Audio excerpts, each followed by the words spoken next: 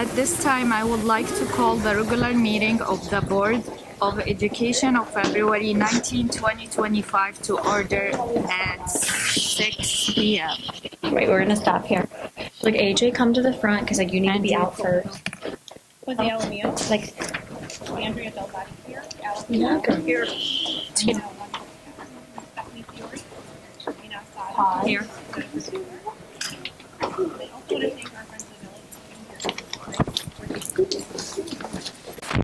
Think about this scene. If you come out first, usually you need to be more towards the front. So we are about to walk on stage. You'll be ready to go.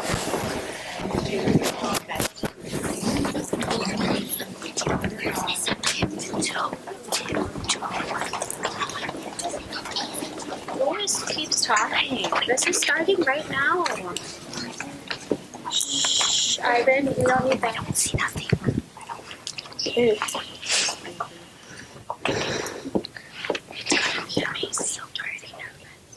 Consent agenda. I would like to entertain a motion that the Board of Education establish the consent agenda as written. Any question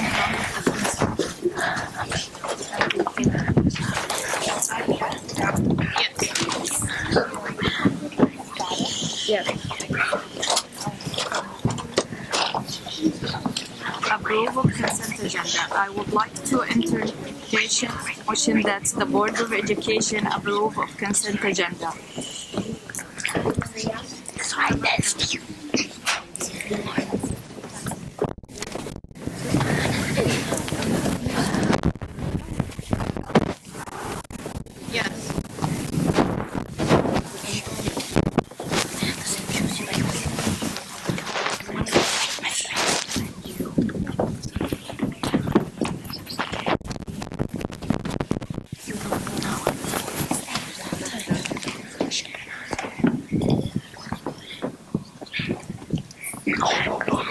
Question on the enrollment.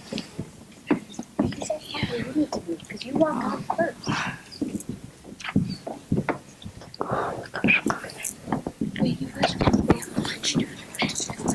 Recall as the example of excellent Aladdin. You're in the middle. Here we go.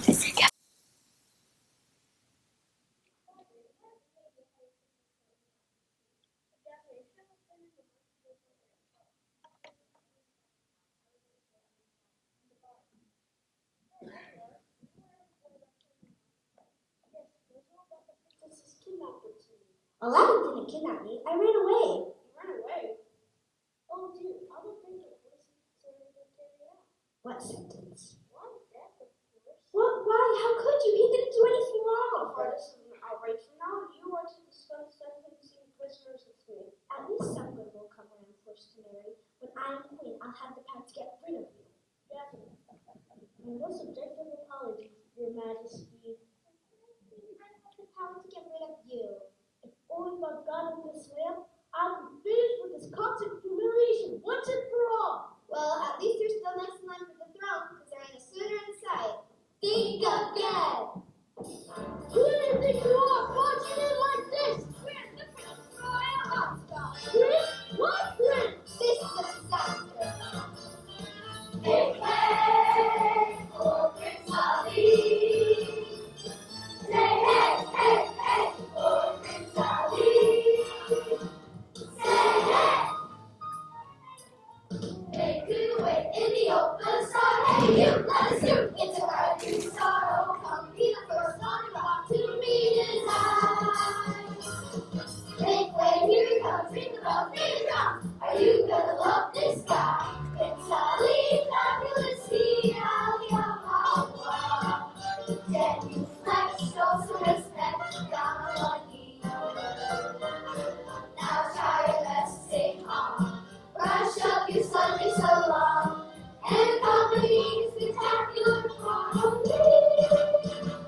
Prince Ali, mighty and see Ali Allah.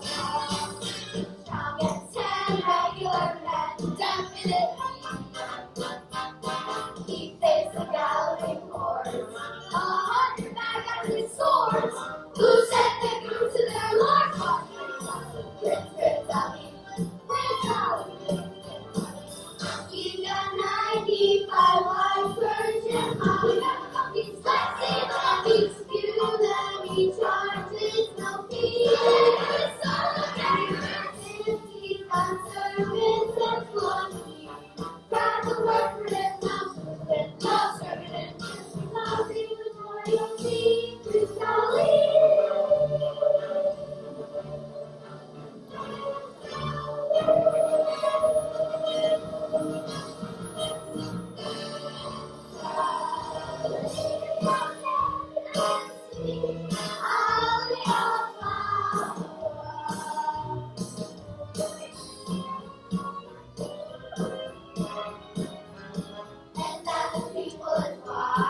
be proud to have the top 5.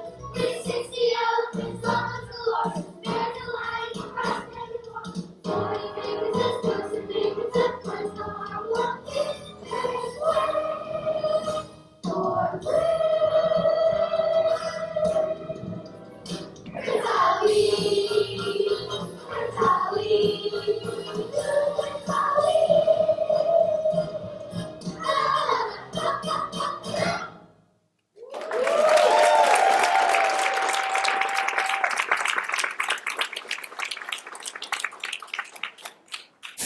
Okay, there is a sheet. Did you guys sign for the Cook Division meeting? Yeah. Okay. Thank you so much. So let's move. So now you're under new business. New business principals are going to present student achievement. Okay. Now we're gonna move up to new business information, student achievements. So we have our building administrators presenting our students' performance on the winter math, which we are really excited about.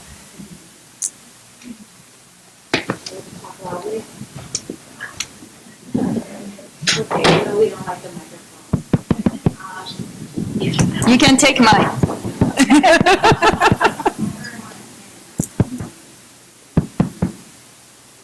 We really love checking in mid-year, right? It's kind of like our pulse check on how we've been doing so far this school year. It's really important to check in after winter math administration because it lets us reflect on the things that we've been doing this school year, and it lets us really have some meaningful conversations with staff members about what's going well that we want to continue and what are things that we can do to adjust and tweak as we head into the second half of the school year. So we're really excited to share the data with you this evening, and we're going to kind of show data out by the school buildings in each subject, math and reading respectively. And what we're going to do is share with you, as you're familiar with, we want to see if the growth that we're seeing from our students is greater or less than what's typical for other children their age taking this same assessment across the country. And as I mentioned, it really just helps us reflect and adjust our instruction and our materials as we head into the second half of the school year. So we're going to look at school-wide data, at how our students perform on the MAP growth assessments, and we're going to really look closely at the percentage of our students who met their winter targets. So their winter targets is kind of like a little mini target along the way. Ultimately, we want our students to meet their end of the year, their spring target, but our winter target tells us if they are on the trajectory to meet their end of the year goal. So when we look at Kennedy School, as a reminder, when you look at the graph, each blue bar represents the observed growth for fall to winter in the area of math. So it represents the average change in the RIT score from when they took it in the beginning of the year to when they took it here in January mid-year. So if you look at kindergarten, for example, they gained an average of 20 RIT points from fall to winter, and the projected growth is what you see as that orange diamond. NWEA MAP wanted our kindergartners to grow 10.6 points from fall to winter, but as you can see from the blue bar graph, they actually grew an average of 20 points, which is really awesome to see. So in kindergarten, their growth was much higher than that orange diamond. We know our kindergarten students made above average growth from fall to winter. The same can be said for first, second, and third. And since typical growth really varies from grade to grade, it's important to remember that we shouldn't just compare the size of the growth, right, the relative height of those blue bars. We really want to look at how our students did in District 81 compared to other students across the country. So we look at norms. We look at the percentage of our students who met their winter targets or their growth projections. So as you can see, 91% of our kindergartners met their winter target, 81% of first graders met their winter target, 82% of second graders, and 90% of third graders. So really, really proud of the math growth that we saw at Kennedy School. As we shift over and look for reading, again, just taking a look at kindergarten, for example, the projected growth, the orange diamond, we wanted to see our kindergartners make an average of 9.7 points growth in their RIT score. When you look at the blue bar, it shows that their observed growth was actually 15 points. So again, each grade level was observed to have grown more than we had projected or wanted them to grow, which is awesome. And then taking a look at the bottom table, you see the percentage of our students who met their winter target in the area of reading. So again, a lot to celebrate, and our students meeting their targets. All right, we're going to keep the celebrations rolling right into Washington. In the area of math at Washington, both our grades grew more than the projected.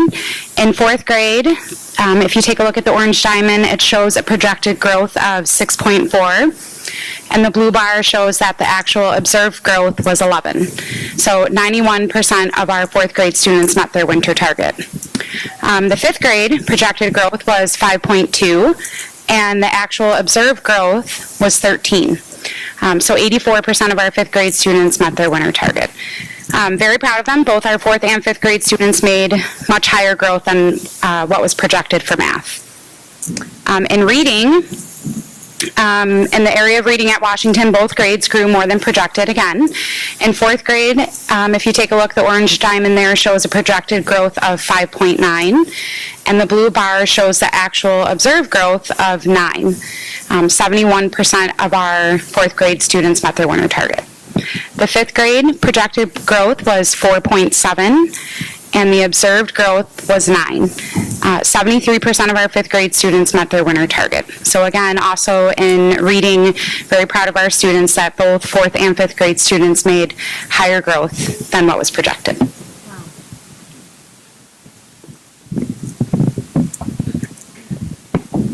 And at Lincoln, we look at math first. Again, the diamond is the projected growth, and then the blue bar is where we observe the growth. And in sixth grade, they were projected at 4.7, and they observed a growth of 8 in math. And seventh grade had a growth projection of 3.7, and they observed a growth of 6. In eighth grade, we had a 3.2 projected growth, and the observed growth was 8. So again, we saw some great success in math. It's great when you have a foundation coming up from kindergarten through 5th grade, coming over here, makes it easy for us to keep making that achievement and accomplishment. So we're grateful for the elementary schools. Can you just go back one? Thank you. So then our percentages, we had 71% of our 6th graders meet their winter target scores. We had 63% of our 7th graders meet their winter targets, and then in 8th grade we had 81% meet their winter target scores. So great job in mathematics.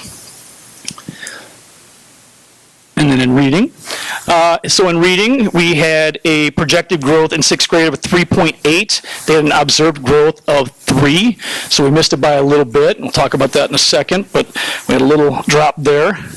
In 7th grade, we had a projected growth of 3, and they observed up to 5. And then in 8th grade, it was projected growth of 2.5, and they had an observed growth of 5 as well.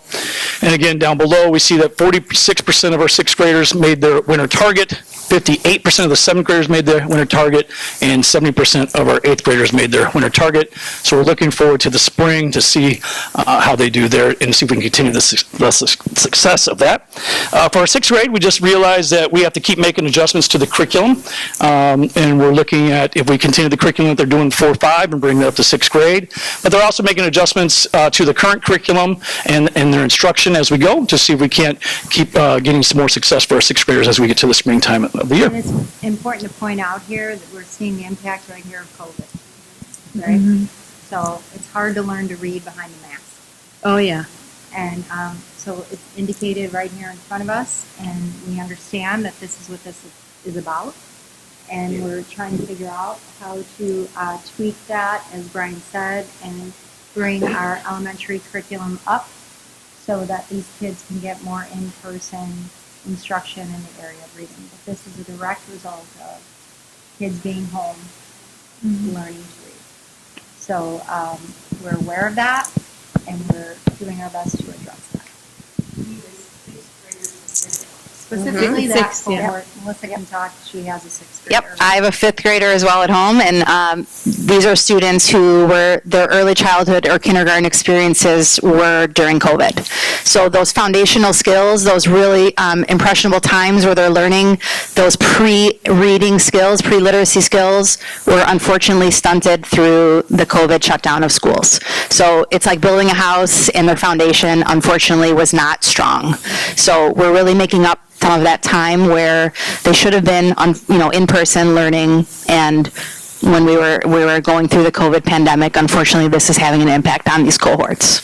So fortunately, we have a director of teaching and learning who is looking very detailed curriculums and helping us make decisions to support these students at a level that we've never had to support them before in 6th, 7th, and 8th grade.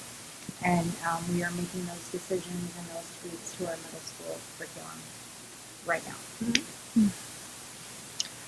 Which is why it's important, right? You remember, what have we been doing this now? 5 years, winter. Before we did winter testing, right? We took a fall test and a spring test. By the time we got the data in the spring, it was too late. We were sending them home. So that's why this winter assessment is so important, because it gives us that opportunity to kind of just check in and see, all right, what's going on? Where are we at? How are they doing? Are they on that path to meet their growth target in the spring? And knowing that now, right, gives us helps us make an informed decision for the second semester of the school year to hopefully continue to help them and support them and push them to the next level. So this is just another way to look at the data that we presented in the form of those blue bar graphs. We were talking a lot about the observed growth that our students showed us from fall to winter, and what NWEA projected or wanted each grade level to grow from that fall to winter term. But what I like to look at here is that school conditional growth index, where you see that arrow pointing down. That a value of 0 in a grade level would mean that those students met the projections exactly as that was predicted or expected for them. Anything over 0 in that column means that they grew more than was expected. So as you can see, every single grade level in District 81 in the area of math grew more than what would have been expected. So what does that mean? That means students are met at their instructional level, and we are differentiating at a high level to meet every kid where they're at so that they can grow and meet their targets and exceed the growth that NWEA would say is typical from a period of fall, the beginning of the year, to winter in the middle of the year. And again, when you look at that conditional growth percentile, every single grade level in District 81 is growing at the 99th percentile, which is really awesome to see. When we shift and take a look at reading, it's also, again, the celebration. You can look at almost every single grade level here, again, is meeting more than that growth. And as we talked about, we've identified the grade level that we want to take a look at a little bit more closely and make adjustments as we head into that second half of the school year. 8 out of 9 grade levels grew over the 90th percentile in the area of reading. The next slide is, again, just to take a look at historically how District 81 has done as a district when it comes to our students meeting their winter targets. Meeting winter targets means, again, we have differentiated. We have met kids at their instructional levels. We're meeting them where they're at, and we're taking them to their next step and their next level. So we really like to see historically how we've done from pre-pandemic times to where we're at now. And then we just want to end with one more final celebration. It's really wonderful to see NWEA, this organization that provides us with this assessment. They continue to focus on District 81. They found us, as Dr. B likes to say, but it's really nice to see that they continue to highlight the hard work that happens each and every day in our classrooms and the great work that our teachers are doing and our administrators are doing for kids.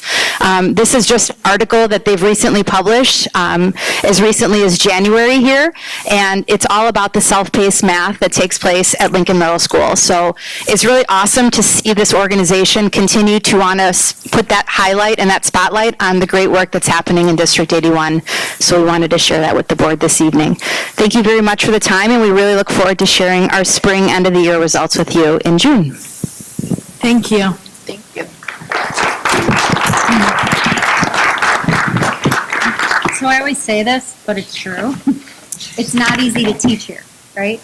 Because we get the results we get because our teachers show up in their classrooms and they differentiate for their students. What does that mean?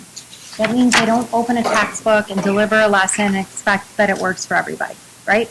Because every single kid shows up in the classroom with different needs. The idea that I'm a fourth grader, so I do fourth grade stuff. That's not how it works. Kids show up in fourth grade and some are at grade level, some are above grade level, and then some of our little buddies are below grade level and they need some help too, right? So we have to meet the student where they are. And if we give the student what they need by meeting them where they are, we see this, right? If we don't do that, we're not going to see this. But what does that mean? That means an awful lot of planning and an awful lot of thoughtful instruction and an awful lot of conversation between teacher and administrator to get the results we get. So we, I believe, have the best teachers in the country. Yeah. Because if we didn't, we wouldn't see this. Yeah. So I'm very, very proud of this. I'm very, very proud of all of you. So thank you for your work, and thank you to the board for allowing us to share this information with you tonight. Thank you. Thank you so much. It's amazing. Like, I know sixth grade is usually like, I have the twins, sixth grade, they give me a hard time. Believe me. It's different. But yeah, it's amazing. I thought it was nice to see fourth and fifth just so high. That's one we've always kind of kept our eyes on. So that was really, really good. That they're doing And it's so nice well. to be recognized by a national, NWEA is a national assessment, A couple right? times already. So, yep. Yeah. And Melissa's right. They did find us. We didn't go out seeking them. So, and that's just because of the way our kids are performing on the assessment. So we're proud of that. Very nice. I'm going to suggest that we go to the personnel report and then go to executive session so we can approve this. So if we can move the agenda and go to the personnel report first, that'd be great.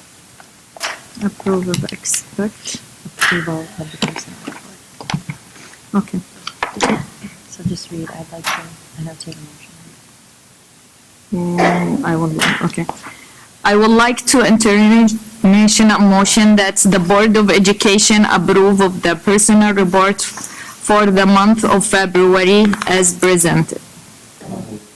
I'll second. Any questions, comment? Andrea Caldero. Belzati, yes. Downs? Yes. Fiore? Yes. Sada? Yes. Ziegler? Alamio? No, you're going to say John Grumpy. Contract.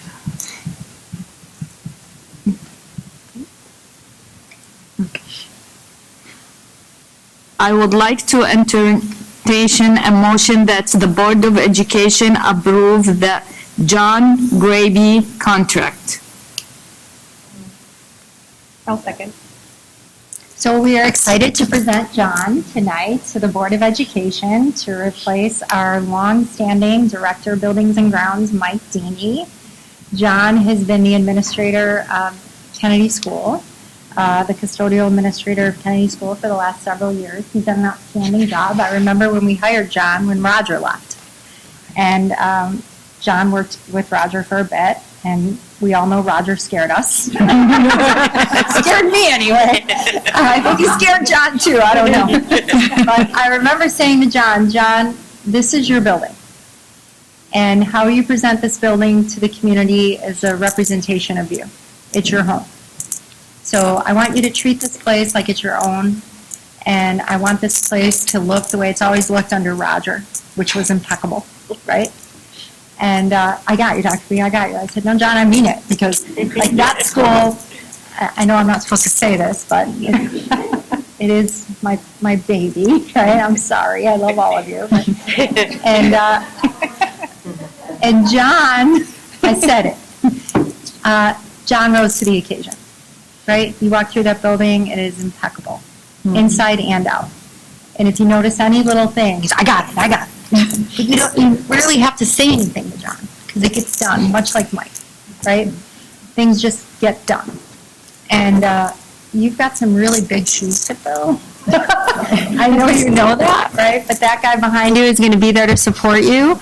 And we've secured that, so we're excited about that. But we're mostly excited, John, to have you on board in this very important position in District 81. And we know that you and Melissa are going to work well together and do an outstanding job. And Mike and I might call each other at 4 a.m. just for good old times. Like if you guys want to conference us in January when it's a snowstorm, maybe we'll answer, maybe we won't. But congratulations. Congratulations. We're really proud of you.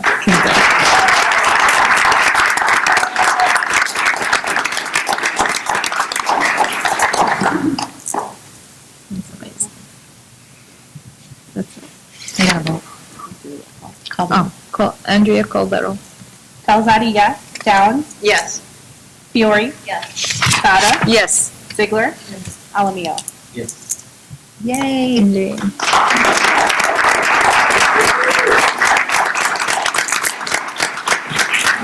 I'd like to say thank you to the board members, superintendent, and all the staff, all the people from so far. I will not let you down.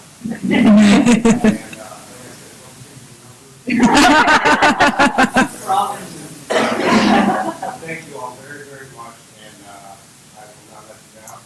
And I will keep all the buildings and the district buildings in top shape. You know that, John. Yes. Thank you.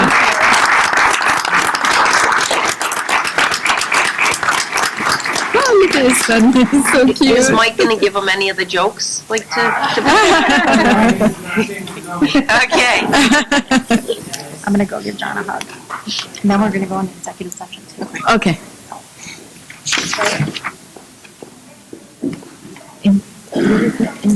Entertain. Okay. It's okay. Don't worry. First public participation.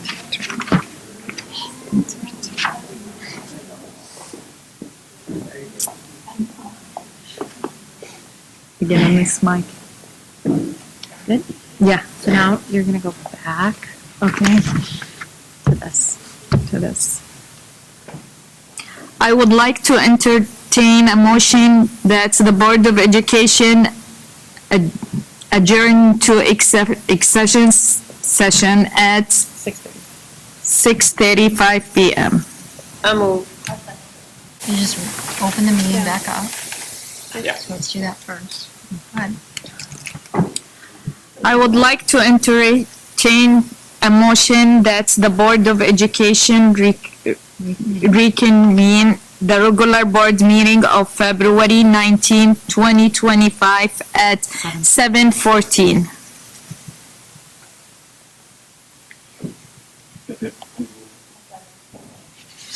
Andrea Caldero. Pelzati, yes. Downs? Yes. Fiore? Yes. Sada? Yes. Ziegler? Alamio? Yes. Good. Okay.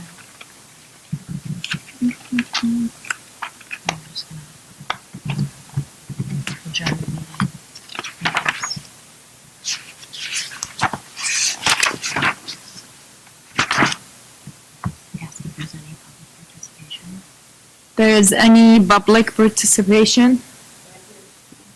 Nope. Let's move on.